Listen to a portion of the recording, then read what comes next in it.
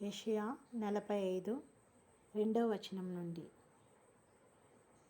నేను నీకు ముందుగా పోవచ్చు మెట్టగానున్న స్థలములను సరాలము చేసేదను, ఇత్తడి తలుపులను పగలగొట్టేదను, ఇనుప గడియలను విడగొట్టేదను.